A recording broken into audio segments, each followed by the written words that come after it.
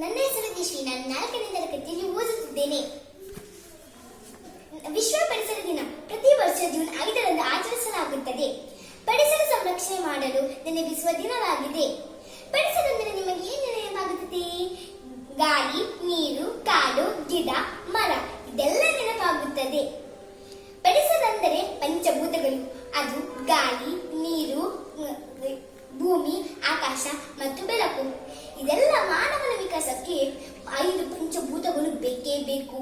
ಪ್ರಕೃತಿ ಇಲ್ಲದಿದ್ದರೆ ನಮ್ಮ ಸಂಸ್ಕೃತಿನೇ ಇಲ್ಲ. ಆದರೆ ಇವತ್ತು ಏನಾಗುತ್ತಿದೆ? ಪಂಚಭೂತಗಳು ಅಂದರೆ ಪರಿಸರವನ್ನು ವಿಷಮಯ ಮಾಡುತ್ತಿದೆ. ಆಧುನಿಕತೆ, ವಿಜ್ಞಾನ, ತಂತ್ರಜ್ಞಾನ ಇದೆಲ್ಲ ಪರಿಸರವನ್ನು ನಾಶ ಮಾಡುತ್ತಿದೆ. ರಾಸಾಯನಿಕ ಬಳಕೆಯಿಂದ ಪ್ರಕೃತಿ ಮಾತೆ ನಲುಗಿ ಹೋಗಿದ್ದಾರೆ. ನಾವೆಲ್ಲರೂ ಪರಿಸರದ ಮೇಲೆ ಬತ್ತಿಬೇಕು. ಭೂಗ್ರಹದಲ್ಲಿ ಮಾನವನ ಸಂತತಿ ವಿನಾಶದ ಅಂಚಿನಲ್ಲಿದೆ. ನಾವೆಲ್ಲರೂ ವಿಶ್ವ ಪರಿಸರವನ್ನು ಕಾಪಾಡುವ ಒಂದು ಸಂಸ್ಕೃತಿ ಮತ್ತು ಸಮಿತಿ ರೂಪಿಸಿಕೊಳ್ಳಬೇಕು. ನಾವೆಲ್ಲರೂ ವಿಶ್ವ ಪರಿಸರ ದಿನವನ್ನು ಸಂಕಲ್ಪ ಮಾಡೋಣ. ಮೊದಲನೇದಾಗಿ ನೀರನ್ನು ಮಿತವಾಗಿ ಬಳಸಬೇಕು. ಪೆಟ್ರೋಲ್ ಡೀಸೆಲ್ ವಾಹನಗಳನ್ನು ಕಡಿಮೆ ಮಾಡಬೇಕು. ಅರಣ್ಯಗಳನ್ನು ನಾಶ ಮಾಡಬಾರದು. ಹಸಿರು ಸಸ್ಯಗಳನ್ನು ಬೆಳೆಸಬೇಕು. ರಾಸಾಯನಿಕ ಬಳಕೆ ಮತ್ತು ಪ್ಲಾಸ್ಟಿಕ್ ಬಳಕೆಯನ್ನು ಕಡಿಮೆ ಮಾಡಬೇಕು. ಪ್ರಕೃತಿ ಸ್ನೇಹಿಯಾಗಿ ಬದುಕೋಣ. ಗಿಡ ಮರಗಳನ್ನ ನಮ್ಮ ಮಕ್ಕಳಂತೆ ನೋಡಿಕೊಳ್ಳೋಣ. ಪರಿಸರ ರಕ್ಷಿತ ಅಂದರೆ ಪರಿಸರವನ್ನು ನಾವು ರಕ್ಷಿಸಿದರೆ ಅದು ನಮ್ಮನ್ನು ರಕ್ಷಿಸುತ್ತದೆ. ಧನ್ಯವಾದಗಳು. ನಮಸ್ಕಾರ. ನನ್ನ ಹೆಸರು ಕೃತಿ. ನಾನು ಶಂಕರ್ ನಾರಾಯಣ ಮದರ್ ತೆರೇಸಾದಲ್ಲಿ 4ನೇ ತರಗತಿಯಲ್ಲಿ ಓದುತ್ತಿದ್ದೇನೆ. ವಯಸ್ಸಿನಲ್ಲೂ ಅನುಭವದಲ್ಲೂ ಕಿರಿಯವಳಾದ ನಾನು ಇಂದು ಪ್ರಕೃತಿಯ ಸಂರಕ್ಷಣೆಯಲ್ಲಿ ನಮ್ಮ ಪಾತ್ರ ಏನೆಂಬುದನ್ನು ನಿಮ್ಮ ಮುಂದೆ ಹೇಳಲು ಇಷ್ಟಪಡುತ್ತೇನೆ. ನಾವು ವಾಸಿಸುತ್ತಿರುವ ಸುತ್ತಮುತ್ತಲಿನ ವಾತಾವರಣವೇ ನಮ್ಮ ಪ್ರಕೃತಿ. ಹೌದು, ಇದು ಮಾನವನ ಸಾಮಾಜಿಕ, ಮಾನಸಿಕ, ದೈಹಿಕ ಬೆಳವಣಿಗೆಗಳ ಮೇಲೆ ಪರಿಣಾಮ ಬೀರುತ್ತದೆ. ಅದಕ್ಕಾಗಿ ಪ್ರಕೃತಿ ಮಾತೆಯ ಆರಾಧನೆ ಮತ್ತು ಪರಿಸರ ಸ್ವಚ್ಛವಾಗಿರಿಸಿಕೊಳ್ಳುವುದು ನಮ್ಮೆಲ್ಲರ ಹೊಣೆ. ಪರಿಸರ ಮಾಲಿನ್ಯ ಮಿತಿ ಮೀರಿದರೆ ಮಾನವನಿಗೆ ಈ ಪರಿಸರದಲ್ಲಿ ಬದುಕುವುದೇ ಅಸಾಧ್ಯವಾಗುತ್ತದೆ ಬಂಧುಗಳೇ. ಆದ್ದರಿಂದ ಪರಿಸರ ಮಾಲಿನ್ಯ ತಡೆಗಟ್ಟುವುದು ನಮ್ಮೆಲ್ಲರ ಕರ್ತವ್ಯ. ನಾವು ಸಾಲು ಮರದ ತಿಮ್ಮಕ್ಕನನ್ನು ಮಾದರಿಯಾಗಿ ನೋಡಿ. ಸಾಲು ಮರದ ತಿಮ್ಮಕ್ಕ ಎಲ್ಲಿ ಮರಗಿಡಗಳು ಇಲ್ಲ ಅಲ್ಲಿ ಮರಗಿಡಗಳನ್ನು ನೋಡುತ್ತಾರೆ. ಹಾಗೆ ನಾವು ಅವರ ದಾರಿಯನ್ನು ನಾವು ಮುಂದುವರಿಸಿಕೊಳ್ಳಬೇಕು. ನಾವು ಒಂದು ಮರವನ್ನು ಕಡಿದರೆ 1-2 ಗಿಡಗಳನ್ನು ನೆಡಬೇಕು. ವರ್ಷದಲ್ಲಿ ಒಂದು ದಿನ ಪರಿಸರ ದಿನವೆಂದು ಆಚರಣೆ ಮಾಡಬಾರದು. ವರ್ಷದಲ್ಲಿ ಎಲ್ಲ ದಿನವೂ ಪರಿಸರ ದಿನವೆಂದೇ ಆಚರಣೆ ಮಾಡಬೇಕು. ಮುಂದಿನ ಪೀಳಿಗೆಗೆ ಈ ಪರಿಸರವು ಉಳಿಯಬೇಕಾದರೆ ಇಂದಿನಿಂದಲೇ ಒಳ್ಳೆಯ ಬದಲಾವಣೆಯನ್ನು ಮಾಡಬೇಕು. ಇಲ್ಲದಿದ್ದರೆ ಮುಂದಿನ ಪೀಳಿಗೆಗೆ ಈ ಪರಿಸರವು ಉಳಿಯುವುದಿಲ್ಲ. ಜೊತೆ ಈಗಲೇ ಎಚ್ಚರಿಸಿಕೊಳ್ಳಬೇಕು. ಇಲ್ಲದಿದ್ದರೆ ಈಗಲಾಗಲೇ ಬಂದಿರುವ ಸುನಾಮಿ, ಬರ, ಭೂಕುಸಿತ ಇಂತಹ ಪ್ರಕೃತಿ ವಿಕೋಪಕ್ಕೆ ನಾವೆಲ್ಲರೂ ತುತ್ತಾಗುತ್ತಿದ್ದೇವೆ. ಜೊತೆಗೆ ಈ ಕೊರೋನಾದ ಸಮಯದಲ್ಲಿ ಆಮ್ಲಜನಕದ ಕೊರತೆಯಿಂದ ಜನರು ಬಳಲಿ ಬೆಂಡಾಗುತ್ತಿರುವುದನ್ನು ನೀವೆಲ್ಲರೂ ಮೊದಲೇ ನೋಡಿರುತ್ತೀರಿ ಅಲ್ಲವೇ? ಹೌದು, ಎಲ್ಲರೂ ನೋಡಿರುತ್ತೀರಿ. ನಾವು ನಮ್ಮ ಪ್ರಕೃತಿಯನ್ನು ಸ್ವಚ್ಛವಾಗಿರಿಸಿಕೊಳ್ಳಬೇಕು. ನಮ್ಮ ಎಲ್ಲಿ ಮರಗಿಡಗಳು ಇಲ್ಲ ಅಲ್ಲಿ ಹೋಗಿ ನಾವು ಮರ ಗಿಡಗಳನ್ನು ನೆಡಬೇಕು. ಇಲ್ಲದಿದ್ದರೆ ಪರಿಸರ ಹಸಿರಾಗುವುದಿಲ್ಲ. ನಾವು ಎಷ್ಟೋ ಮರಗಳನ್ನು ಕಡಿಯುತ್ತೀರಿ. ನಮ್ಮ ಸ್ವಾರ್ಥಕ್ಕಾಗಿ ನಮ್ಮ ಗಿಡಗಳನ್ನೆಲ್ಲ ಕಡಿಯುತ್ತೀರಿ. ಆದ್ದರಿಂದ ಹಸಿರು ವಿರಳವಾಗಿ ಹೋಗುತ್ತಿರುವುದನ್ನು ನೀವು ಆವಾಗಲೇ ನೋಡಿರುತ್ತೀರಿ. ಅದರಿಂದ ನೀವು ಪ್ರಕೃತಿಯನ್ನು ರಕ್ಷಿಸಬೇಕು. ಮುಂದಿನ ಪೀಳಿಗೆಯ ಮಕ್ಕಳಿಗೆ ಪರಿಸರ ಶಿಕ್ಷಣವನ್ನು ಕಡ್ಡಾಯವಾಗಿ ಶಾಲೆಯಲ್ಲಿ ನೀಡಬೇಕು. ಅದರಿಂದ ಮಕ್ಕಳಿಗೆ ಪರಿಸರ ಪ್ರೇಮ, ಪರಿಸರದಿಂದಾಗುವ ದುಷ್ಪರಿಣಾಮಗಳ ಕುರಿತು ಹೇಳಿಕೊಡಬೇಕು. ಇಲ್ಲದಿದ್ದರೆ ಪರಿಸರ ನಾಶದಿಂದಾಗುವ ಏನೆಂದು ಮಕ್ಕಳಿಗೆ ತಿಳಿಯುವುದಿಲ್ಲ. ಇಲ್ಲದಿದ್ದರೆ ಪರಿಸರ ಗಿಡ ಮರಗಳನ್ನು ಪ್ರಾಣಿ ಪಕ್ಷಿಗಳನ್ನೆಲ್ಲ ಚಿತ್ರಪಟದಲ್ಲಿ ತೋರಿಸುವ ಸಂದರ್ಭ ಬರುತ್ತದೆ. ಹಾಗಾಗಿ ಮರ ಗಿಡಗಳನ್ನು ನೆಡಬೇಕು. ಇಲ್ಲದಿದ್ದರೆ ಹಸಿರು ವಿರಳವಾಗಿ ಹೋಗುತ್ತಿದೆ. ನಾನು ನನ್ನ ಪ್ರಕೃತಿ ಮಾತೆಗೆ ನಮನವನ್ನು ಸಲ್ಲಿಸುತ್ತಾ ನಾನು ಈ ಮಾತಿಗೆ ಪೂರ್ಣ ವಿರಾಮವನ್ನು ನೀಡುತ್ತೇನೆ. ನನಗೆ ಅವಕಾಶ ಮಾಡಿಕೊಟ್ಟ ಸೇವತ್ ಸಂಸ್ಥೆಯವರಿಗೆ ನನ್ನ ಕೃತಜ್ಞತೆಗಳನ್ನು ಸಲ್ಲಿಸುತ್ತೇನೆ. ಜೈ ಹಿಂದ್, ಜೈ ಪ್ರಕೃತಿ ಮಾತೆ.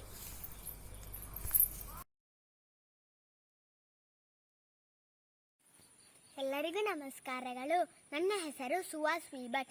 ನಾನು 3ನೇ ತರಗತಿಯಲ್ಲಿ ಓದುತ್ತಾ ಇದ್ದೇನೆ.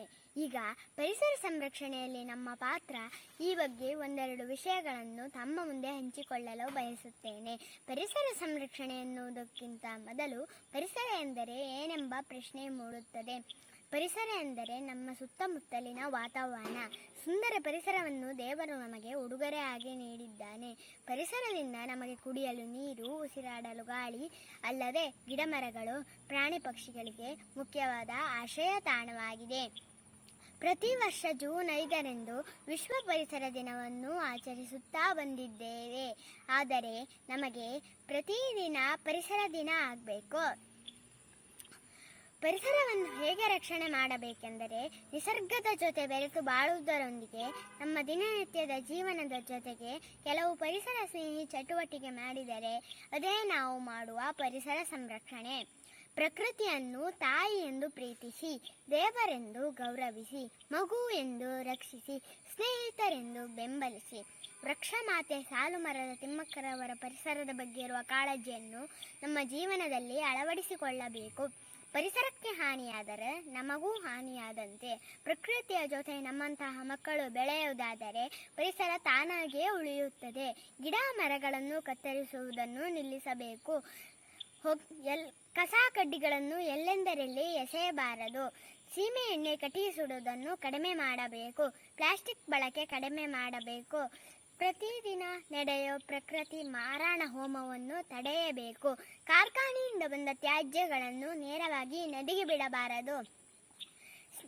ಸೋಷಿಯಲ್ ಮೀಡಿಯಾದಲ್ಲಿ ಪರಿಸರದ ಬಗ್ಗೆ ಜಾಗೃತಿ ಮೂಡಿಸುವುದರೊಂದಿಗೆ ನಾವು ಅದನ್ನು ಕಾರ್ಯರೂಪಕ್ಕೆ ತರಬೇಕು. ಎಲ್ಲರನ್ನು ಬದಲಾಯಿಸುವ ಮೊದಲು ನಾವು ಬದಲಾಗಬೇಕು. ಸ್ನೇಹಿತರೆ, ಗಿಡ ಮರಗಳನ್ನು ಕಡಿದು ದೇಶದ ಮತ್ತು ನಮ್ಮ ವಿಪತ್ತಿಗಾಗಿ ನಾವೇ ಕಾರಣವಾಗುವ ಬದಲು ಗಿಡ ಬೆಳೆಸಿ ದೇಶದ ಸಂಪತ್ತನ್ನು ಉಳಿಸೋಣ. ಗಿಡ ನಕ್ಕರೆ ಜಗ ನಗುವುದು, ಗಿಡ ಹತ್ತರೆ ಜಗ ಉಳಿದು. ಗಿಡ ಬೆಳೆಸಿ ನಾಡು ಉಳಿಸಿ. ಪರಿಸರ ಸಂರಕ್ಷಣೆಗೆ ನಾವೆಲ್ಲ ಕೈ ಜೋಡಿಸೋಣ. ಜಯ ಪ್ರಕೃತಿ ಮಾತೆ. ಧನ್ಯವಾದಗಳು. ನನ್ನ ಹೆಸರು ಕೃತಿ. ನಾನು ಕುವೆಂಪು ಶಾಲೆಯಲ್ಲಿ 5ನೇ ತರಗತಿಯಲ್ಲಿ ಓದ್ತಾ ಇದ್ದೀನಿ. ಎಲ್ಲರಿಗೂ ವಿಶ್ವ ಕುಟುಂಬ ದಿನದ ಹಾರ್ದಿಕ ಶುಭಾಶಯಗಳು. ನಾನೀಗ ಪರಿಸರ ಸಂರಕ್ಷಣೆ ಮತ್ತು ಅದರ ಪಾಲನೆಯ ಬಗ್ಗೆ ಒಂದೆರಡು ಮಾತನಾಡುತ್ತೇನೆ. ಮನೆಗೊಂದು ಮರ, ಊರಿಗೊಂದು ವನ. ಗಿಡ ಮರಗಳನ್ನು ಬೆಳೆಸಿ ಪ್ರಕೃತಿಯನ್ನು ಉಳಿಸೋಣ. ಈ ಗಾಳಿ, ನೀರು, ಭೂಮಿ, ಆಕಾಶ, ಬೆಳಕು ಎಂಬ ಪಂಚಭೂತಗಳಿಂದಾಗಿರೋ ಈ ಪ್ರಕೃತಿಯು ಮನುಷ್ಯನಿಗೆ ಪಂಚ ಪ್ರಾಣವಿದ್ದಂತೆ.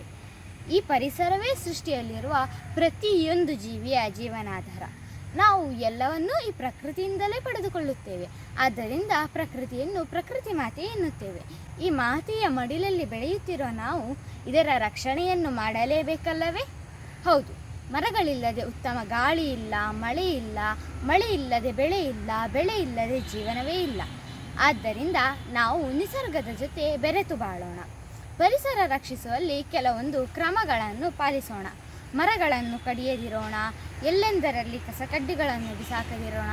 ಕಡಿಮೆ ದೂರದ ಪ್ರಯಾಣಕ್ಕೆ ಕಾಲ್ನಡಿಗೆ ಅಥವಾ ಸೈಕಲ್ ಬಳಸೋಣ. ಪ್ಲಾಸ್ಟಿಕ್ಗಳನ್ನು ಕಡಿಮೆ ಬಳಸೋಣ.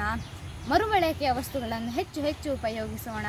ಕಾರ್ಖಾನೆಗಳ ರಾಸಾಯನಿಕಗಳು ನೀರನ್ನು ಸೇರದಂತೆ ಜಾಗ್ರತೆ ವಹಿಸೋಣ. ಒಟ್ಟಿನಲ್ಲಿ ನೆಲ, ಜಲ, ವಾಯು ಮಲಿನವಾಗದಂತೆ ನೋಡಿಕೊಳ್ಳೋಣ.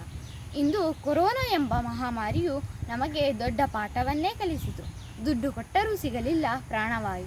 ಎಂತಹ ಶೋಚನೀಯ ಪರಿಸ್ಥಿತಿಯನ್ನು ಎದುರಿಸಿದೆವು ನಾವು. ಮುಂದೆಂದೂ ಇಂತಹ ಸ್ಥಿತಿ ಬರದಂತೆ ಎಚ್ಚರ ವಹಿಸೋಣ. ಸಾಲು ಮರದ ತಿಮ್ಮಕ್ಕನವರು ರಸ್ತೆ ಇಕ್ಕೆಲಗಳಲ್ಲೂ ಗಿಡಗಳನ್ನು ನೆಟ್ಟು ಮಾದರಿಯಾದರು. ಅವರಂತೆ ನಾವು ನೀವೆಲ್ಲರೂ ಖಾಲಿ ಜಾಗದಲ್ಲಿ ಗಿಡಗಳನ್ನು ನೆಟ್ಟು ಪೋಷಿಸೋಣ. ಇರುವುದೊಂದು ಭೂಮಿಯನ್ನು ಕಾಪಾಡೋಣ. ಪರಿಸರ ರಕ್ಷಣೆಗೆ ಪ್ರತಿಯೊಬ್ಬರೂ ಕೈ ಜೋಡಿಸಬೇಕು.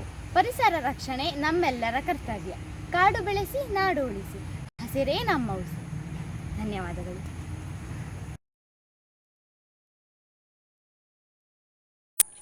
ನನ್ನ ಹೆಸರು ಸಂಪತ್. ನಾನು ಇವತ್ತು ಪ್ರಕೃತಿ ಸಂರಕ್ಷಣೆಯ ಬಗ್ಗೆ ಮಾತನಾಡುತ್ತೇನೆ. ಪ್ರಕೃತಿ ಸಂರಕ್ಷಣೆಯ ಬಗ್ಗೆ ಮಾತನಾಡುವ ಮುನ್ನ ನಾನು ಪ್ರಕೃತಿ ಎಂದರೆ ಏನೆಂದು ತಿಳಿಸಿಕೊಳ್ಳುತ್ತೇನೆ. ಪ್ರಕೃತಿ ನಮ್ಮ ಸುತ್ತಮುತ್ತಲಿನಲ್ಲಿರುವ ಚರಾಚರ ವಸ್ತುಗಳನ್ನು ನಾವು ಪ್ರಕೃತಿ ಎಂದು ಕರೆಯುತ್ತೇವೆ. ವಿದ್ಯೆಯನ್ನು ಪಡೆಯುತ್ತಿರುವ ಎಲ್ಲ ಮಕ್ಕಳನ್ನು ವಿದ್ಯಾರ್ಥಿಗಳು ಎನ್ನುತ್ತಾರೆ. ಹೆಚ್ಚುತ್ತಿರುವ ಜನಸಂಖ್ಯೆಯ ಕಾರಣ ಕಲುಷಿತಗೊಳ್ಳುತ್ತಿರುವ ಪರಿಸರವನ್ನು ಪರಿಶುದ್ಧವಾಗಿಡಲು ವಿದ್ಯಾರ್ಥಿಗಳು ಮುಖ್ಯ ಪಾತ್ರವನ್ನು ವಹಿಸಿಕೊಳ್ಳಬೇಕಾಗುತ್ತದೆ. ವಿದ್ಯಾರ್ಥಿಗಳು ತಮ್ಮದೇ ಆದ ಸೀಮಿತ ವಿಧಾನಗಳಿಂದಲೂ ಪರಿಸರಕ್ಕೆ ತುಂಬಾ ದೊಡ್ಡ ಕೊಡುಗೆಯನ್ನು ನೀಡಬಹುದು. ಉದಾಹರಣೆಗೆ, ನಾವು ಉಪಯೋಗಿಸುತ್ತಿರುವ ನೋಟು ಪುಸ್ತಕಗಳು ಹಾಗೂ ಹಾಳೆಗಳನ್ನು ಮಾಡಲು ಅಗತ್ಯ ಪ್ರಮಾಣದ ಮರವನ್ನು ಕಡಿಯುತ್ತಾರೆ ಹಾಗೂ ಅದನ್ನು ಬೆಳಪಾಗಿಸಲು ತುಂಬಾ ಪ್ರಮಾಣದ ನೀರು, ಸುಣ್ಣ ಹಾಗೂ ನೈಸರ್ಗಿಕ ಸಾಮಗ್ರಿಗಳನ್ನು ಉಪಯೋಗಿಸುತ್ತಾರೆ. ಇಷ್ಟೆಲ್ಲ ಶ್ರಮಪಟ್ಟು ಮಾಡುವ ಪುಸ್ತಕವನ್ನು ಹಾಳೆಗಳನ್ನು ನಾಶ ಮಾಡದೆ ಅವನ್ನು ಸಮವಾಗಿ ಉಪಯೋಗಿಸಿದರೆ ನಾವು ಪರಿಸರಕ್ಕೆ ತುಂಬಾ ದೊಡ್ಡ ಕೊಡುಗೆಯನ್ನು ನೀಡಿದ ಹಾಗೆ. ಇಷ್ಟೆಲ್ಲ ಪರಿಸರದ ಬಗ್ಗೆ ಹೇಳಿದ ಮೇಲೆ ನಾನು ಒಂದು ವಿಷಯವನ್ನು ಹೇಳುವೆ. ಕೊರೋನಾ ಈಗ ತುಂಬಾ ಜಾಸ್ತಿ ಆಗಿದೆ. ಅದಕ್ಕಾಗಿ ಖಂಡಿತವಾಗಿ ಮಾಸ್ಕ್ ಹಾಕೊಳ್ಳಿ, 1 ಮೀಟರ್ ದೂರ ಕಾಯ್ದುಕೊಳ್ಳಿ, ಹಾಗೆ ಖಂಡಿತ ವ್ಯಾಕ್ಸಿನ್ ಅನ್ನು ಹಾಕೊಳ್ಳಿ. ಇಷ್ಟನ್ನು ಹೇಳುತ್ತಾ ನನ್ನ ಭಾಷಣವನ್ನು ಕೇಳುತ್ತಿರುವ ನೀವೆಲ್ಲರನ್ನು ಸಾಸಾನವಾಗಿ ನಮ್ಮ ಧನ್ಯವಾದಗಳು ಎನ್ನುತ್ತೇನೆ.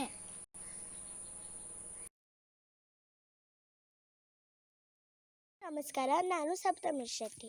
ನನ್ನ ಊರು ಆಜ್ರಿ, ನನ್ನ ತಾಲೂಕು ಕುಂದಾಪುರ, ನನ್ನ ಜಿಲ್ಲೆ ಉಡುಪಿ. ನಾನು ಓದುತ್ತಿರುವ ಸ್ಕೂಲು ಸರಸ್ವತಿ ವಿದ್ಯಾಲಯ. ನಾನು ಓದುತ್ತಿರುವ ತರಗತಿ 4ನೇ ಕ್ಲಾಸು. ನಾನು ಈಗ ಏನು ವಿಷಯ ಮಾತಾಡಲಿಕ್ಕೆ ಬಂದಿದೆ ಅಂದರೆ ಎನ್ವೈರ್ಮೆಂಟ್ ಪ್ರೊಟೆಕ್ಷನ್ ಅಂದರೆ ಪರಿಸರನ ನಾವು ಹೇಗೆ ಪೊಲ್ಯೂಷನ್ ಮಾಡ್ಕೊಳ್ತೀವಿ ಅಂತ ಹೇಳಲಿಕ್ಕೆ ನಾನು ಈ ವಿಡಿಯೋದ ಮೂಲಕ ನಿಮಗೆ ಹೇಳ್ತೀನಿ. ಫಸ್ಟ್ ಪಾಯಿಂಟ್ ಏನಂದರೆ, ನಾವು ನೀರಿಗೆ ಪ್ಲಾಸ್ಟಿಕ್ಕು ಮತ್ತು ಪೇಪರ್ಸ್ ಏನು ಹಾಕಬಾರ್ದು.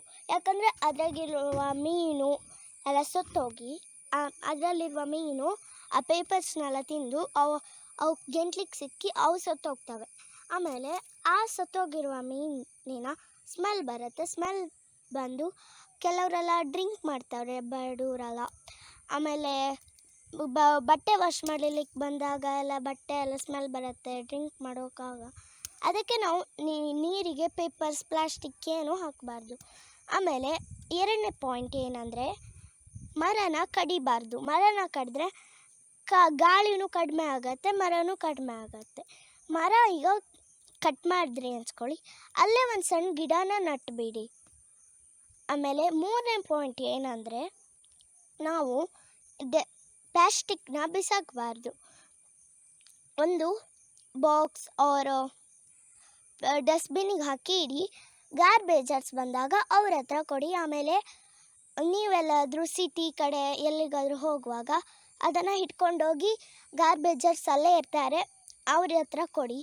ಆಮೇಲೆ 4ನೇ ಪಾಯಿಂಟ್ ಏನಂದರೆ, ನಾವು ಪ್ಲಾಸ್ಟಿಕ್ನ ಸುಡಬಾರ್ದು.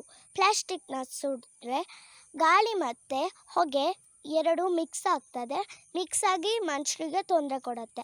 ಅದಕ್ಕೆ ಪ್ಲಾಸ್ಟಿಕ್ನ ಸುಡಬೇಡಿ ಯಾರು. ಆಮೇಲೆ ನೀರಿಗೂ ಪ್ಲಾಸ್ಟಿಕ್ ಮತ್ತು ಪೇಪರ್ ಹಾಕಬೇಡಿ, ಮರನೂ ಕಡಿಬೇಡಿ. ನಾನು ಹೇಳಿದ್ದನ್ನು ಫಾಲೋ ಮಾಡಿ.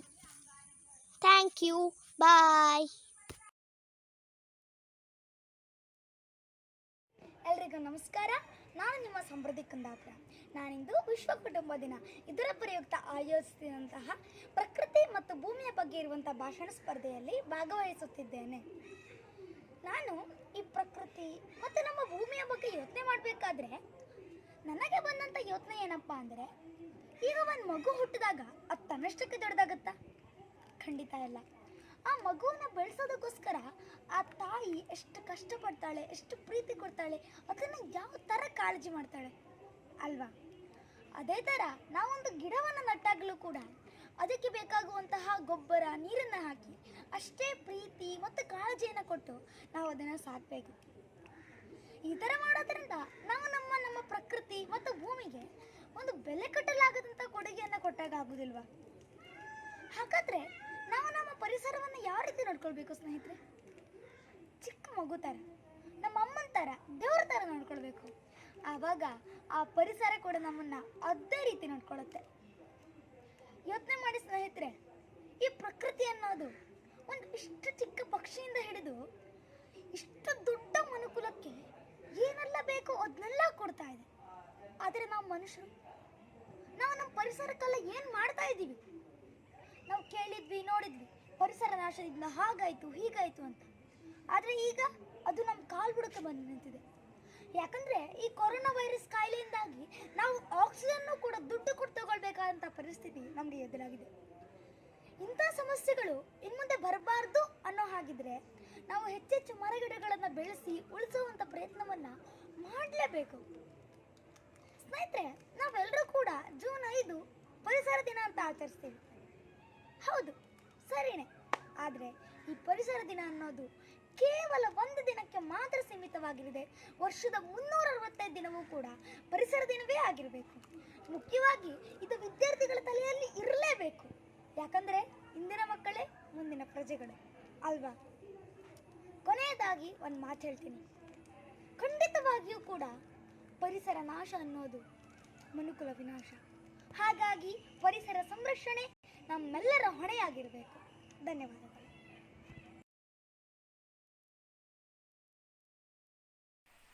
Good evening, everybody. My name is Neha. I am from 6th standard. My school name is Krishna English Medium School. Today I am going to speak about our Mother Earth.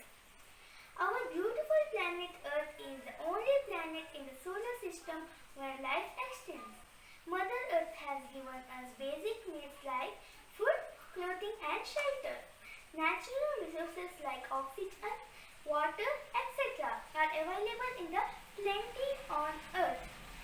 Problems like air pollution, water pollution and global warming are increasing day by day. Saving our planet Earth from all these problems has become an extreme necessity now. We need the planet plant more trees to reduce air pollution and global warming.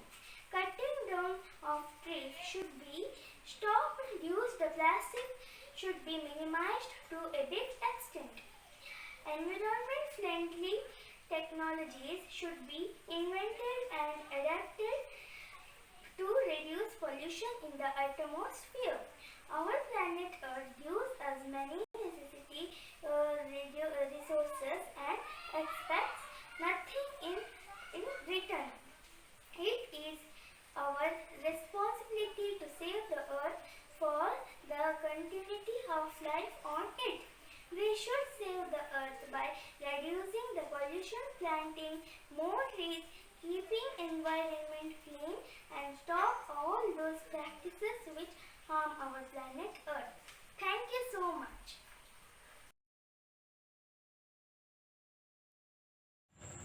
ನನ್ನ ಹೆಸರು ಪ್ರಗತಿ. ಎಲ್ಲರಿಗೂ 26ನೇ ವಿಶ್ವ ಕುಟುಂಬ ದಿನದ ಹಾರ್ದಿಕ ಶುಭಾಶಯಗಳು. ಕೆಲವು ದಿನಗಳ ಹಿಂದೆ ನನಗೆ ಮಲ್ಲಿಗೆ ಗಿಡವನ್ನು ನೆಡಬೇಕೆಂಬ ಆಸಕ್ತಿ ಉಂಟಾಗಿ ನನ್ನ ಮನೆ ಮುಂದೆ ಗಿಡವನ್ನು ನಟ್ಟು ಅದಕ್ಕೆ ನೀರು ಗೊಬ್ಬರ ಹಾಕಿ ಪೋಷಿಸಿದೆ. ಕೊನೆಗೊಂದು ದಿನ ಅದರಲ್ಲಿ ಮಲ್ಲಿಗೆ ಹೂ ಅರಳಿದಾಗ ನನಗಾದ ಸಂತೋಷಕ್ಕೆ ಪಾರವಿರಲಿಲ್ಲ. ಆ ಹೂಗಳಿಂದ ನನ್ನ ಜಡಿಯನ್ನು ಅಲಂಕರಿಸಿಕೊಂಡು ರಾಣಿಯಂತ ಸಂಭ್ರಮಪಟ್ಟೆ. ನನ್ನ ಈ ಖುಷಿಯನ್ನು ಕಂಡ ಅಮ್ಮ ಹೇಳ್ತಿದ್ರು, ಅವರು ಚಿಕ್ಕವರಿದ್ದಾಗ ರಸ್ತೆಯ ಬದಿಯಲ್ಲಿ ಸಾಲು ಸಾಲು ಮರಗಳಿರ್ತಿತ್ತಂತೆ. ಅವರ ಸ್ನೇಹಿತರೆಲ್ಲ ಸೇರಿ ಮರಕೋತಿ ಆಟ ಆಡ್ತಿದ್ರಂತೆ. ಅದರಲ್ಲಿ ಬೆಳೆದ ಹಣ್ಣುಗಳನ್ನು ತಿಂತ ಅದರ ಮೇಲೆ ಕೂತ ಹಕ್ಕಿಗಳನ್ನು ನೋಡ್ತಾ ಖುಷಿ ಪಡ್ತಿದ್ದಂತೆ. ಆಗ ನನಗನ್ನಿಸ್ತು, ಇಂತಹ ಪುಣ್ಯ ನಮಗಿಲ್ವಲ್ಲ.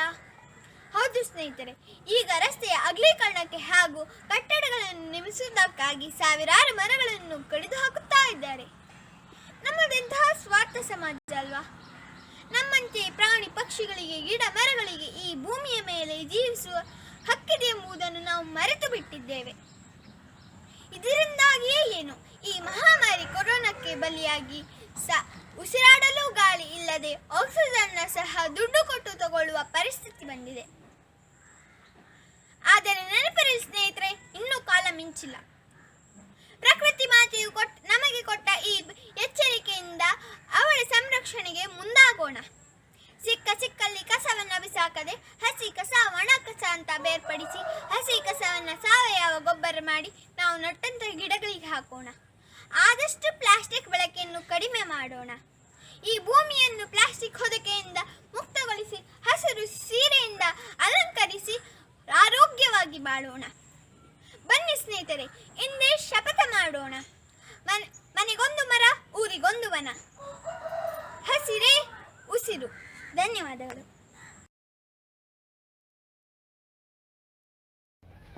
Hello my honorable judges and viewers. Today I am going to tell a speech on how I feel of growing plants and saving the nature. Growing plants is a way of saving the nature. Growing plants gives you oxygen and is a way of stopping deforestation. Growing plants keeps your garden beautiful. Oh Mother Nature, you gave us water, food, clothing and shelter to live. Oh Mother Nature, you gave us shade to read and play. Oh Mother Nature, you gave us this beautiful land to stand on. Mother Nature has always nurtured us so well. So now it's our turn to nurture her the same way she has nurtured us. We had to grow plants instead of cutting down trees, polluting the nature, using plastic, eating meat, and using fumed vehicles and cars. Now we know our mistakes, so we need to improve it. We need to stop using plastic, stop cutting down trees, stop polluting the nature, stop using fumed cars and vehicles, and eating less meat. We have to eat less meat, and this is how we have to live. Save the nature, save the future. Thank you. ಎಲ್ಲರಿಗೂ ನಮಸ್ಕಾರ. ನನ್ನ ಹೆಸರು ಬ್ರಾಹ್ಮಿ. ನಾನು ಕೋಟ ಪ್ರೌಢಶಾಲೆಯಲ್ಲಿ ಶಾಲೆಯಲ್ಲಿ ಹೋಗುತ್ತಿದ್ದರೆ 1ನೇ ತರಗತಿಯಿಂದ ಓದುತ್ತಿದ್ದೇನೆ. ನಮಗೆಲ್ಲರೂ ಪರಿಸರ ಅಂದ್ರೆ ಮೊದಲಿಗೆ ಏನ್ ನೆನಪಾಗುತ್ತೆ? ಗಿಡ, ಮರ, ಪ್ರಾಣಿ, ಪಕ್ಷಿ, ಹೂವು, ಹಣ್ಣು, ಬೆಟ್ಟ, ಗುಡ್ಡ ಇದೆಲ್ಲ ನೆನಪಾಗುತ್ತೆ. ಮನುಷ್ಯನಿಗೆ ಪ್ರಕೃತಿ ತುಂಬಾ ಮುಖ್ಯ. ಆದರೆ ಮನುಷ್ಯ ಪ್ರಕೃತಿಯನ್ನು ನಾಶ ಮಾಡುತ್ತಿದ್ದಾನೆ. ಹಾಗಾಗಿ ವಿದ್ಯಾರ್ಥಿಗಳಾದ ನಾವು ಪರಿಸರವನ್ನು ರಕ್ಷಿಸಬೇಕು. ಪ್ಲಾಸ್ಟಿಕ್ಗಳನ್ನು ಅಲ್ಲಲ್ಲಿ ಬಿಸಾಡಬಾರದು. ನೀರನ್ನು ಮಿತವಾಗಿ ಬಳಸಬೇಕು. ನಮ್ಮ ಸುತ್ತಮುತ್ತಲಿನ ಪರಿಸರ ಸ್ವಚ್ಛವಾಗಿ ಇಟ್ಕೊಳ್ಬೇಕು. ಹೀಗೆ ನಮ್ಮ ಪರಿಸರಗಳನ್ನು ರಕ್ಷಿಸಬಹುದು. ಎಲ್ಲರೂ ಆರೋಗ್ಯ ಜೀವನವನ್ನು ನಡೆಸಬಹುದು. ನಾವೆಲ್ಲರೂ ಸ್ವಚ್ಛ ಭಾರತವನ್ನು ಬೆಂಬಲಿಸೋಣ. ಒಟ್ಟಾಗಿ ಪರಿಸರವನ್ನು ರಕ್ಷಿಸೋಣ. ಜೈ ಹಿಂದ್, ಜೈ ಕರ್ನಾಟಕ ಮಾತೆ. ಧನ್ಯವಾದಗಳು. ಎಲ್ಲರಿಗೂ ನನ್ನ ಪ್ರಣಾಮಗಳು. ನನ್ನ ಹೆಸರು ಸನ್ನಿಧಿ. ನನ್ನ ಊರು ಬಾರ್ಸೂರು. ನಾನು ವಿವೇಕ ಆಂಗ್ಲ ಮಾಧ್ಯಮ ಪ್ರೌಢಶಾಲೆಯ 10ನೇ ತರಗತಿ ವಿದ್ಯಾರ್ಥಿನಿಯಾಗಿದ್ದೇನೆ. ಈಗ ನಾನು ಸಸಿಗಳನ್ನು ಬೆಳೆಯುವ ನನ್ನ ಆಂತರಿಕ ಅನುಭವ ಮತ್ತು ಪ್ರಕೃತಿಯ ಮಹತ್ವದ ಬಗ್ಗೆ ಮಾತನಾಡಲಿದ್ದೇನೆ. ಪ್ರಕೃತಿ ಬಹಳ ಮುಖ್ಯ, ಏಕೆಂದರೆ ಪ್ರಕೃತಿ ಇಲ್ಲದಿದ್ದರೆ ಜೀವನವೇ ಸಾಧ್ಯವಾಗುತ್ತಿರಲಿಲ್ಲ. ವಿಶೇಷವಾಗಿ ಗಿಡಮರಗಳು. ಅವು ನಮಗೂ ಹಾಗೂ ಇತರ ಪ್ರಾಣಿಗಳಿಗೆ ಉಸಿರಾಡಲು ಬೇಕಾದ ಆಮ್ಲಜನಕವನ್ನು ನೀಡುತ್ತವೆ. ಆದ್ದರಿಂದ ಇಂದು ನಾವು ಬದುಕಲು ಕಾರಣವೇ ಗಿಡಮರಗಳಾಗಿವೆ. ಯಾರು ಗಿಡವನ್ನು ನೆಡುತ್ತಾರೋ ಅವರು ಭರವಸೆಯನ್ನು ನೆಡುತ್ತಾರೆ ಎಂದು ನನಗೆ ನನ್ನ ಬಾಲ್ಯದಲ್ಲಿ ಕಲಿಸಲಾಯಿತು. ಒಮ್ಮೆ ನಾನು ನಿಯಮಿತವಾಗಿ ಗಿಡಗಳನ್ನು ನೆಡಲು ಪ್ರಾರಂಭಿಸಿದರೆ ಪರಿಸರ ಮತ್ತು ಗ್ರಹವನ್ನು ವಿನಾಶದಿಂದ ಉಳಿಸಲು ನಾನು ಪ್ರಾಯೋಗಿಕವಾಗಿ ಏನಾದರೂ ಮಾಡುತ್ತಿದ್ದೇನೆ ಎಂಬ ಭಾವನೆ ನನ್ನಲ್ಲಿ ಮೂಡುತ್ತದೆ. ಹಲವಾರು ಜೀವಿಗಳು ಸಸ್ಯಗಳನ್ನೇ ತಿಂದು ಬದುಕುತ್ತವೆ ಮತ್ತು ಇನ್ನೂ ಕೆಲವು ಜೀವಿಗಳು ಸಸ್ಯಗಳಲ್ಲೇ ಅಂದರೆ ಗಿಡಮರಗಳಲ್ಲೇ ವಾಸಿಸುತ್ತವೆ. ನೀರನ್ನು ಸಹ ಸ್ವಚ್ಛಗೊಳಿಸಲು ಸಸ್ಯಗಳು ಸಹಾಯ ಮಾಡುತ್ತವೆ. ಹೀಗೆ ಹಲವಾರು ಜೀವಿಗಳು ಗಿಡಮರಗಳ ಮೇಲೆ ಅವಲಂಬಿಸಿರುತ್ತವೆ. ಹೀಗಾಗಿ ಗಿಡಮರಗಳು ಪ್ರಕೃತಿಯ ಅತ್ಯಮೂಲ್ಯ ಕೊಡುಗೆಗಳಾಗಿವೆ. ಆದ್ದರಿಂದ ನಾವು ಗಿಡಮರಗಳನ್ನು ನೆಡಬೇಕು ಮತ್ತು ಅವುಗಳ ಪಾಲನೆ ಪೋಷಣೆ ಮಾಡಬೇಕು. ನೀರು ಇಲ್ಲದಿದ್ದರೆ ಭೂಮಿಯ ಮೇಲೆ ಜೀವನವೇ ಸಾಧ್ಯವಾಗುತ್ತಿರಲಿಲ್ಲ. ಟ್ಯಾಂಕ್ಗಳು, ನದಿಗಳು, ಸಮುದ್ರಗಳು, ಕೊಳಗಳು ಹೀಗೆ ಇತ್ಯಾದಿಗಳಲ್ಲಿ ನಮಗೆ ನೀರು ದೊರಕುತ್ತದೆ. ಮಾನವ, ಪ್ರಾಣಿ, ಪಕ್ಷಿ, ಸಸ್ಯಗಳು ಹೀಗೆ ಹಲವಾರು ಜೀವಿಗಳಿಗೆ ಬದುಕಲು, ಬೆಳೆಯಲು ಮತ್ತು ಅಭಿವೃದ್ಧಿ ಹೊಂದಲು ನೀರು ಬೇಕೇ ಬೇಕು. ಆದ್ದರಿಂದ ಭೂಮಿಯ ಮೇಲಿನ ಜೀವನದ ನಿರಂತರತೆಯನ್ನು ಕಾಪಾಡಿಕೊಳ್ಳಲು ನಾವು ನೀರಿನ ಕಡಿಮೆ ಬಳಕೆ ಮತ್ತು ಉಳಿತಾಯವನ್ನು ಉತ್ತೇಜಿಸಬೇಕು. ಮಣ್ಣು ಬಹಳ ಮುಖ್ಯವಾದದ್ದು ಮತ್ತು ನವೀಕರಿಸಬಹುದಾದ ಸಂಪನ್ಮೂಲವಾಗಿದೆ. ಸಸ್ಯಗಳ ಬೆಳವಣಿಗೆಗೆ ಮುಖ್ಯವಾಗಿ ಬೇಕಾಗುವುದು ಮಣ್ಣು ಹಾಗೂ ಭೂಮಿಯ ಮೇಲಿನ ವಿವಿಧ ರೀತಿಯ ಜೀವಿಗಳಿಗೆ ಮಣ್ಣು ಅತ್ಯವಶ್ಯಕವಾಗಿರುತ್ತದೆ. ನಾವು ಮಾನವರು ಆಹಾರಕ್ಕಾಗಿ ದವಸ ಧಾನ್ಯಗಳನ್ನು ಬೆಳೆಯಲು ಸಹ ಮಣ್ಣು ಬೇಕೇ ಬೇಕಾಗುತ್ತದೆ. ಆದ್ದರಿಂದ ನಾವು ಮಣ್ಣನ್ನು ಕಲುಷಿತಗೊಳಿಸಬಾರದು. ಪ್ರಾಕೃತಿಕದ ಜಗತ್ತನ್ನು ಕಲ್ಪಿಸಿಕೊಳ್ಳಿ. ಹಸಿರು ಹುಲ್ಲು ಇಲ್ಲ, ಸುಂದರವಾದ ಹೂವುಗಳಿಲ್ಲ, ಗಿಡ ಮರಗಳಿಲ್ಲ, ಪ್ರಾಣಿ ಪಕ್ಷಿಗಳು ಇಲ್ಲ, ನೀರು ಇಲ್ಲ, ಮಣ್ಣು ಇಲ್ಲ ಮತ್ತು ಪ್ರಕೃತಿ ಇರುವ ಎಲ್ಲವೂ ಇಲ್ಲ. ನಾವು ಯಾರಾದರೂ ಜೀವಿಸಬಹುದೇ? ಹಾಗಾದರೆ ಜೀವನದ ಅರ್ಥವೇನು? ಸ್ನೇಹಿತರೆ, ಪ್ರಕೃತಿಯು ಸಂತೋಷವಾಗಿದ್ದರೆ ನಾವು ಸುಖವಾಗಿರುತ್ತೇವೆ. ಭವಿಷ್ಯದ ಪೀಳಿಗೆಗೆ ಪ್ರಕೃತಿಯನ್ನು ಸ್ವಚ್ಛ ಮತ್ತು ಸುರಕ್ಷಿತವಾಗಿಸುವುದು ನಮ್ಮೆಲ್ಲರ ಕರ್ತವ್ಯವಾಗಿದೆ.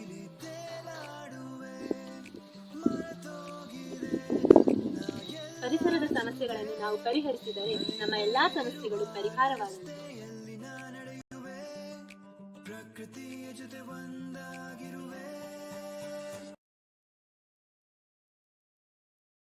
Get all things needed for life only from nature.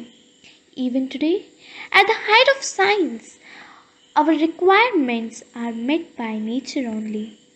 Nature is a boon given to us, as it protects crores and crores of organisms living on earth. It gives us forests, which are the lungs of earth. Nature is now totally getting destroyed because of pollution and global warming. Nature is a good place to be peacefully, but we humans destroyed it for our livelihood, for our living place and food and needs. Nature will be good only when human beings don't destroy it and take care of it very well. So, my dear friends, we should all learn to love nature and protect it with all our hearts and make it worth living. Now, I would like to end up my speech here. Thank you for listening to me so patiently. Myself, Savya Smith Lobo from Kuntalpadi, Karkala. I am from Krishna English Medium School, Karkala, nearby Gandhi Maidan Road, Udupi district. Class 10.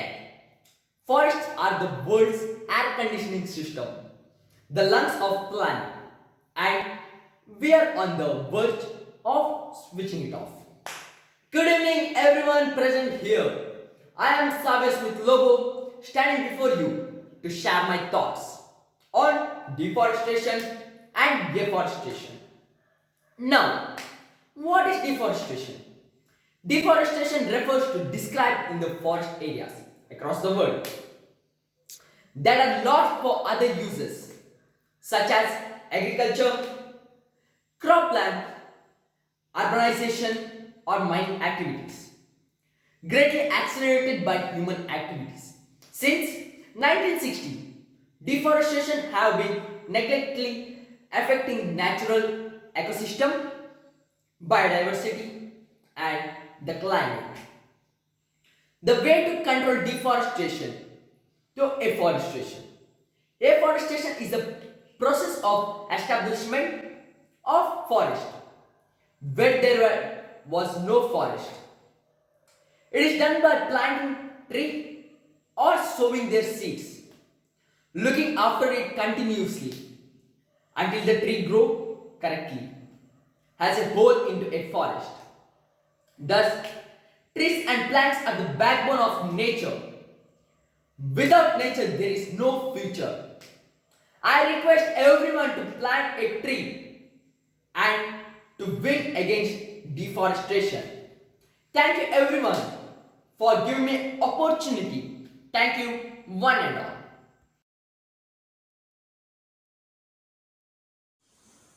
Hi, good morning everybody. My name is Jane D'Souza and I am here to share the inner experience how to grow a plant.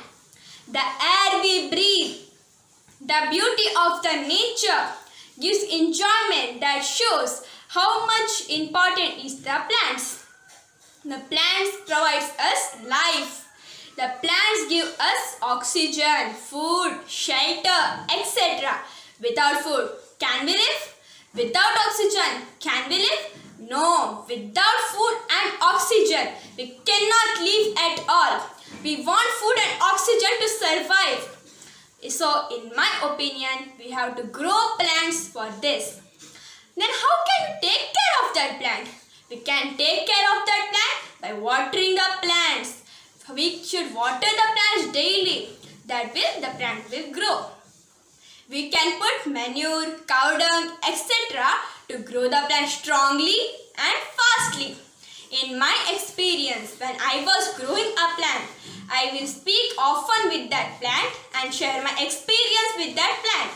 And then I was so happy with speaking with that plant. So, in the conclusion, I will tell, change yourself, not the nature. The plants are the one of the biggest gift of God. Thank you.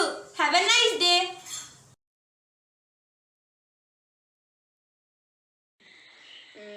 ಪ್ರಕೃತಿ ಅಂದರೆ ನಮ್ಮ ಸುತ್ತಮುತ್ತಲಿರುವುದು. ನಮ್ಮ ಸುತ್ತಮುತ್ತಲಿರುವಂಥ ವಾತಾವರಣ ನಮಗೆ ಪ್ರಕೃತಿಲಿ ಎಷ್ಟೋ ಗಿಡ ಮರಗಳಿರ್ತವೆ. ಅದರಲ್ಲಿ ಎಷ್ಟು ಔಷಧಿಯುಕ್ತ ಗಿಡ ಮರಗಳಿರ್ತವೆ. ಎಲ್ಲದರಲ್ಲೂ ಔಷಧಿ ಇರ್ತದೆ. ಅದು ನಮಗೆ ಮಾತ್ರ ಗೊತ್ತಿರೋದಿಲ್ಲ. ಎಲ್ಲ ಜಗತ್ತಲ್ಲಿರೋ ಎಷ್ಟು ಕಾಯಿಲೆಗಳುಂಟು ಅದಕ್ಕೆಲ್ಲ ಔಷಧಿ ಉಂಟು ಪ್ರಕೃತಿಯಲ್ಲಿ. ಅದೆಲ್ಲ ವೈದ್ಯಕೀಯದಲ್ಲೂ ಸಿಗೋದಿಲ್ಲ. ಅದು ಸಮಸ್ಯೆಗಳಿಗೆ ಪರಿಹಾರ ಇಲ್ಲ. ಕ್ಯಾನ್ಸರ್ ಕಾಯಿಲೆಗೆ ಈಗ ಕೊನೆ 3ನೇ 4ನೇ ಸ್ಟೇಜಿಗೆ ಹೋದರೆ ಅದರಲ್ಲಿ ಪರಿಹಾರ ಇಲ್ಲ. ಆದರೆ ಆ ಗಿಡಗಳಲ್ಲಿ ಆಯುರ್ವೇದಿಕಲ್ಲಿ ಪರಿಹಾರ ಇದೆ. ನಾವು ಗಿಡಗಳನ್ನು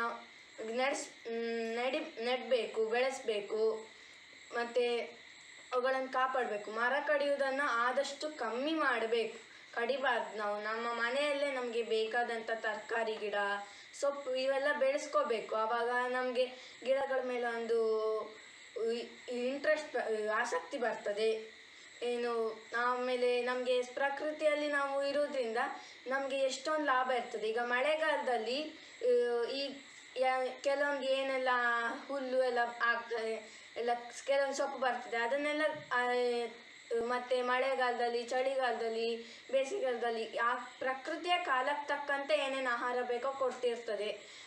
ಏನು ಸಮಸ್ಯೆ ಇದ್ದರೂ ಆ ಪ್ರಕೃತಿಯಲ್ಲೇ ನಮಗೆ ಪರಿಹಾರ ಇದೆ. ಮತ್ತು ಕಾಡನ್ನು ಕಡಿತಾ ಹೋದರೆ ಮತ್ತು ಅದಕ್ಕೆ ಮಳೆ ಜಾಸ್ತಿ ಬರುವುದಿಲ್ಲ. ಅಕಾಲಿಕವಾಗಿ ಮಳೆ ಬರುವಂಥದ್ದು, ಯಾವ ಸಮಯದಲ್ಲಿ ಮಳೆ ಬರಬೇಕೋ ಬರುವುದಿಲ್ಲ, ಯಾವ ಸಮಯದಲ್ಲಿ ಚಳಿಗಾಲ ಇರಬೇಕು, ಯಾವ ಸಮಯದಲ್ಲಿ ಸೆಕೆಗಾಲ ಇರಬೇಕು ಆಗ ಇರುವುದಿಲ್ಲ. ಎಲ್ಲ ಒಟ್ಟಾರೆ ಆಗಿರ್ತದೆ. ವರ್ಷದಲ್ಲಿ ಯಾವಾಗ ಮಳೆಗಾಲ, ಸೆಕೆಗಾಲ, ಚಳಿಗಾಲ ಹೇಳಲಿಕ್ಕೆ ಆಗೋದಿಲ್ಲ ಈಗ. ಮತ್ತು ನಮ್ಮ ಪ್ರಕೃತಿಯಲ್ಲಿ ಸರಿಯಾಗಿ ಕಾಡೆಲ್ಲ ಇದ್ದದ್ದಾದರೆ ಏನು ಕಷ್ಟ ಆಗೋದಿಲ್ಲ ನಮಗೆ. ಆಮೇಲೆ ಕಾಡಲ್ಲಿ ನಾವು ಆ ಮರದಿಂದಲೇ ನಾವು ಪೇಪರನ್ನೆಲ್ಲ, ಪುಸ್ತಕವನ್ನು ನಾವು ಹರಿಬಾರ್ದು. ಮತ್ತು ಪುಸ್ತಕಗಳನ್ನು ಓದಬೇಕು. ಆಮೇಲೆ ಈ ಪ್ರಕೃತಿಯಲ್ಲಿ ಕಾಡುಗಳನ್ನು ಉಳಿಸ್ಬೇಕು ಮತ್ತು ವನ್ಯಜೀವಿಗಳನ್ನು ಕೂಡ ಉಳಿಸ್ಬೇಕು ನಾವು. ಮತ್ತು ಯಾವುದೇ ಪ್ರಾಣಿಗಳಿಗೆ ಹಿಂಸೆ ಮಾಡಬಾರ್ದು. ಮತ್ತು ಪ್ರಕೃತಿಯಲ್ಲಿ ನಮಗೆ ಈ ಅರಳಿ ಮರ ಅದರಲ್ಲೆಲ್ಲ ನಮಗೆ ಎಷ್ಟು ಉಸಿರಾಟದ ಸಮಸ್ಯೆ ಇರೋದಿಲ್ಲ. ಈ ಕೊರೋನಾ ಇದ್ದವರಿಗೆಲ್ಲ ಈಗ ಉಸಿರಾಟದ ಸಮಸ್ಯೆ ಇರ್ತದೆ. ಅವರು ಅರಳಿ ಮರದಲ್ಲಿ ಕೆಳಗಡೆ ಕೂತ್ರೆ ಅವರಿಗೆ ಉಸಿರಾಟದ ಸಮಸ್ಯೆ ಕೂಡ ಕಮ್ಮಿ ಆಗ್ತದೆ. ಅಸ್ತಮಾ ಇಂಥವೆಲ್ಲ. ಒಳ್ಳೆ ಗಾಳಿಯನ್ನು ಸೇವಿಸಬೇಕು ನಾವು. ಆಕ್ಸಿಜನ್ ನಮಗೆ ಸರಿಯಾದ ಶುದ್ಧ ಆಕ್ಸಿಜನ್ ಸಿಕ್ಕಿದರೆ ನಮಗೆ ಯಾವುದೇ ರೀತಿಯ ಶ್ವಾಸಕೋಶ ಸಂಬಂಧಿ ಕಾಯಿಲೆಗಳಿರುವುದಿಲ್ಲ.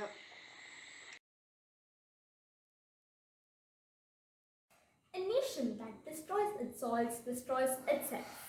Forests are the lungs of our land, purifying the air and giving great strength to our people. Namaste. This is Tanvi studying in class 8th in Sharda Vidyalaya. I am standing here to share one of my experience of growing a plant and also say what it feels to me to care for my nature. First of all, this colorful nature is the gift from Mother Earth to her children. But it is unfortunate that we do not understand its worth and overexploit these resources for our selfish needs. I love my Mother Earth. She takes care of me and I have to take care of her. I help my Mother Earth by planting more plants. I would like to share one of my experience of growing a plant. Recently, I sowed some seeds into the soil and I was watering it regularly. One morning, I was over the moon to see that the seeds were grown into a beautiful sapling. I was curiously waiting for the sapling to develop buds. But finally, my wish came true and I was delighted to see a beautiful flower. In this way, if each and every child of Mother Earth plants more trees, our environment will surely be a better place to live in. It's high time we must all realize our mistake and show care and concern towards our Mother Earth.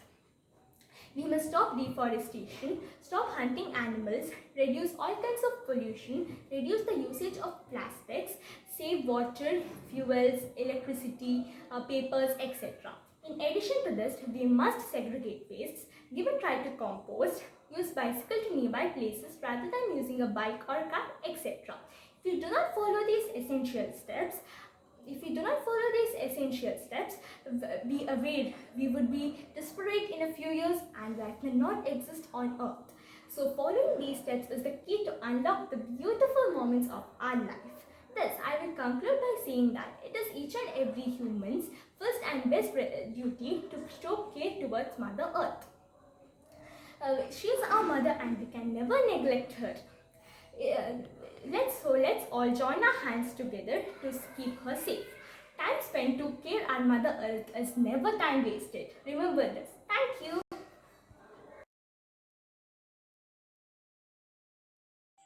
ನಮಸ್ತೆ, ನನ್ನ ಹೆಸರು ತನ್ವಿ. ನಾನು ಈಗ ಪರಿಸರದ ಬಗ್ಗೆ ಭಾಷಣ ಮಾಡ್ತೇನೆ. ಪರಿಸರ ಎನ್ನುವುದೊಂದು ನಮಗೆ ಭೂಮಿ ತಾಯಿ ಕೊಟ್ಟ ಕೊಡುಗೆ. ಏಕೆಂದರೆ ನಮಗೆ ಉಸಿರಾಡಲು ಗಾಳಿ, ಹೊಟ್ಟೆ ತುಂಬಿಸಿಕೊಳ್ಳಲು ದವಸ ಧಾನ್ಯ, ಹಾಗೆ ದಾಹ ತಣಿಸಲು ನೀರು. ಹೇಗೆ ನಮಗೆ ಬೇಕಾದಷ್ಟು ಆ ಭೂಮಿ ತಾಯಿ ನಮಗೆ ಕೊಟ್ಟಿದ್ದಾಳೆ, ಹಾಗೆ ಮನುಷ್ಯನಲ್ಲಿ ಬುದ್ಧಿ ಕೂಡ ಕೊಟ್ಟಿದ್ದಾಳೆ. ಆದರೆ ಆ ಬುದ್ಧಿಯನ್ನು ಮಾನವ ತನ್ನ ಸ್ವಾರ್ಥಕ್ಕೆ ಬಳಸಿಕೊಳ್ಳುತ್ತಿದ್ದಾನೆ ಹೊರತು ಒಳಿದನ್ನು ಮಾಡಲಿಲ್ಲ. ಈ ಮನುಷ್ಯರಿಗೆ ಬುದ್ಧಿ ಒಂದು ಆಟದ ವಸ್ತುವಾಗಿ ಹೇಗಿದೆ. ಬೇಕೆಂದರಲ್ಲಿ ಕೆಟ್ಟದ್ದನ್ನು ಮಾಡಲಿಕ್ಕೆ, ಅಂದರೆ ಅಲ್ಲಲ್ಲಿ ಕಾಡು ಮೇಂಡುಗಳನ್ನು ಬೆಳೆಸುವ ಅದನ್ನೆಲ್ಲ ಕಡಿದು ಬಿಟ್ಟು ತನ್ನ ಸ್ವಾರ್ಥಕ್ಕೆ ಆಫೀಸ್, ಆ ಡಿಪಾರ್ಟ್ಮೆಂಟು ಈ ಡಿಪಾರ್ಟ್ಮೆಂಟು ಅಂತ ತನ್ನ ಮಕ್ಕಳನ್ನು ಮೈಯುತ್ತಿದ್ದಾನೆ. ದೊಡ್ಡವರು ಒಂದು ಮಾತು ಹೇಳಿದ್ದಾರೆ. ಆ ಮಾತು ಎಷ್ಟು ನಿಜಾಂಶ ಎಂದರೆ ಪರಿಸರವನ್ನು ಉಳಿಸುವ ಬಗೆಗೆ ಅದನ್ನು ಹಾಡು ಮಾಡಿಬಿಟ್ಟಿದ್ದಾರೆ. ಏನೆಂದರೆ, ಬುದ್ಧಿ ಹೇಳುವ ದೊಡ್ಡವರೇ ನೀವು ನಮ್ಮನೇಕೆ ಕೊಲ್ಲುವಿರಿ, ನಾವು ಮಕ್ಕಳು ಮುಂದಿನ ಪ್ರಜೆಗಳು, ನಮಗೊಂದಿಷ್ಟು ಉಳಿಸಿ. ಇದರಲ್ಲಿ ಈ ನಿಜಾಂಶ ಇದೆ ನೋಡಿ. ಬುದ್ಧಿ ಹೇಳುವ ದೊಡ್ಡವರೇ ಹಾಡನ್ನು ಬರೆದಿದ್ದಾರೆ. ಬುದ್ಧಿ ಹೇಳುವ ದೊಡ್ಡವರೇ ನೀವು ನಮ್ಮನೇಕೆ ಕೊಲ್ಲುವಿರಿ ಅಂತ ಬರೆದಿದ್ದಾರೆ. ನಮ್ಮನೇಕೆ ಕೊಲ್ಲುವಿರಿ ಅಂತ ಹೇಳಿದರೆ, ಈ ದೊಡ್ಡವರು ನಮ್ಮ ಮಕ್ಕಳು ಹಾಗಾಗಬೇಕು ಹೀಗಾಗಬೇಕು ಅಂತ ಏನೇನೋ ಆಸೆ ಕಟ್ಕೊಂಡಿರ್ತಾರೆ. ಈ ದೊಡ್ಡವರೇ ಗಿಡ ಮರಗಳನ್ನೆಲ್ಲ ಹಾಳು ಮಾಡಿದರೆ ಏನು ನ್ಯಾಯ ಹೇಳಿ? ನಾನು ಖಂಡಿತ ಹೇಳ್ತೀನಿ, ನಮ್ಮಲ್ಲಿ 100% ಜನ 100% ಜನರಲ್ಲಿ 20% ಜನ ಗಿಡ ಮರ ಬೆಳೆಸಿ ರಕ್ಷಿಸುತ್ತಿದ್ದಾರೆ ಹೊರತು ಮತ್ತೆ ಉಳಿದ 80% ಜನ ಅದನ್ನು ಕಿತ್ತು ಬಿಸಾಕೊಟ್ಟಿದ್ದಾರೆ. ಇವತ್ತು ಆ 20% ಜನ ಪ್ರಕೃತಿಯನ್ನು ಉಳಿಸಿಲ್ಲವೆಂದರೆ ಒಂದು ತೊಟ್ಟು ಹನಿ ಮಳೆ ಬೀಳ್ತಿರಲಿಲ್ಲ. ಆ ಜನನೂ ಬೆಳೆಸಿಲ್ಲ ಅಂದರೆ ಇವಾಗ ನಮಗೆ ಕುಡಿಯೋದಕ್ಕೂ ನೀರಿರ್ತಿರ್ಲಿಲ್ಲ, ಸತ್ತು ಬೀಳ್ತಾ ಇದ್ದೀವಿ. ಇವಾಗ ನಮಗೆ ಕುಡಿಯೋದಕ್ಕೆ ನೀರಿದೆ ಅಂದರೆ ಆ 20% ಜನನೇ ಕಾರಣ ಆಗಿರ್ತಾರೆ. ನಾನು ಇವತ್ತಿನ ಪ್ರಮಾಣ ಮಾಡಿ ಹೇಳುತ್ತಿದ್ದೇನೆ, ನಾನು ಯಾವುದಾದ್ರೂ ಒಂದು ಗಿಡ ಕಿತ್ತುವುದೇ ಇಲ್ಲ. ಒಂದು ವೇಳೆ ನಾನು ಹಾಗೆ ಕಿತ್ತಿದರೂ ಅದನ್ನು ನಮ್ಮ ಮನೆಯ ಆಚೆಯೋ ಇಲ್ಲ ಒಳ್ಳೆ ಗಿಡ ಬರುವ ಒಳ್ಳೆ ಶುದ್ಧ ಮತ್ತು ಫಲದಿಂದ ಕೂಡಿರುವ ಮಣ್ಣಲ್ಲೋ ಅದನ್ನು ಹೋಗಿ ಬೆಳೆಸುತ್ತೇನೆ. ನೀವು ಹಾಗೆ ಮಾಡಿ. ನೀವು ಹಾಗೆ ನಿಮ್ಮ ಕುಟುಂಬವನ್ನು ಹೇಗೆ ಪ್ರೀತಿಸುತ್ತೀರೋ ಹಾಗೆ ಪರಿಸರವನ್ನು ಪ್ರೀತಿಸಿ.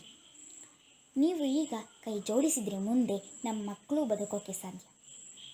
ಇದಕ್ಕೋಸ್ಕರ ಹೇಳ್ತಿದ್ದೀನಿ, ನೀವು ಪರಿಸರವನ್ನು ಬೆಳೆಸಿ ಹೊರತು ಅದನ್ನು ನಾಶ ಮಾಡಬೇಡಿ. Thank you.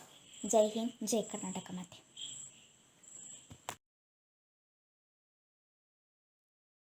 Hello all, my name is Mariam Shahid. I am studying in 9th standard, section A at Christ King English Medium School. Today I am going to share my beautiful experience of growing a plant. It all started with a simple school project, which at first I thought was a boring, but when it actually started to germinate, my attention drew toward these little babies. I felt too much attached to the plant, too much concerned. I can't explain this feeling. It was a motherly feeling for her child. I was very happy to see growth and development of the plant, same as mother feels for her growing child. As it was having new buds, new stems, new leaves, I had a motherly feeling to see her child for the first time. Stepping to talk, stepping to walk, observing the world, as my plant was observing me by my touch. It was expressing its happiness for me by swinging in breeze. It was really a very, very good experience, a beautiful experience. I can say experience of a mother nurturing her own child. I hope I'm successful in sharing my feeling I experienced. Thank you so much all.